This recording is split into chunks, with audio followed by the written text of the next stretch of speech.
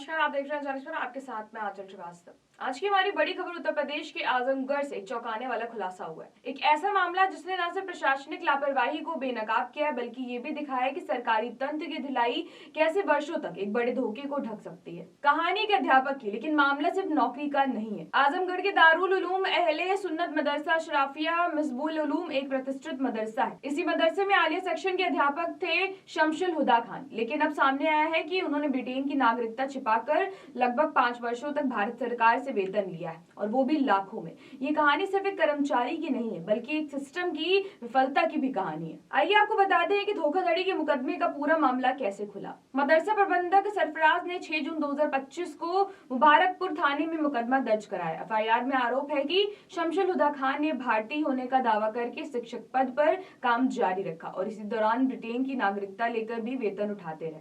अंदाजा लगाइए 2013 से 2017 तक 16,59,555 रुपए वेतन और अन्य भुगतान प्राप्त किए गए। और जब मामला पकड़ में आने लगा, तब शमशुल हुदा खान स्वैच्छिक सेवानिवृत्ति लेकर संत कबीर नगर अपने पैतृक घर चले गए। आइए तो आपको बताते कि दोहरी नागरिकता का खुलासा कैसे पकड़ में आया। बात यह है कि यह खुलासा हुआ उसके रिश्तेदार करीम खान की शिकायत के बाद। करीम खान ने आरोप लगाया था कि शमशुल हुदा खान ने लंबे समय से अपनी ब्रिटिश नागरिकता छिपाई हुई है। शिकायत पर जिला स्तर पर 2 बार जांच हुई है। तत्कालीन एडीएम प्रशासन अनिल कुमार मिश्रा, वर्तमान एडीएम प्रशासन राहुल विश्वकर्मा।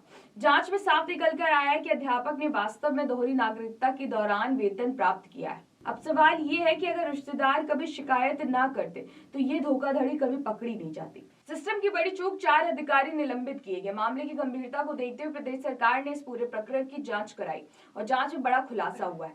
अल्पसंख्यक विभाग के 4 तत्कालीन अधिकारी लापरवाही में दोषी पाए गए, जिन्हें तत्काल निलंबित कर दिया गया। संयुक्त निदेशक शेषनाग पांडे, जिला अल्पसंख्यक कल्याण अधिकारी साहित्य निष्कर्ष सिंह, स्टाफ लालवन, प्रभात कुमार। जांच में साफ कहा गया है कि इतने वर्षों तक वेतन जारी रहना एक अकेले व्यक्ति की गलती नहीं है, बल्कि पूरी प्रशासनिक श्रृंखला की लापरवाही है।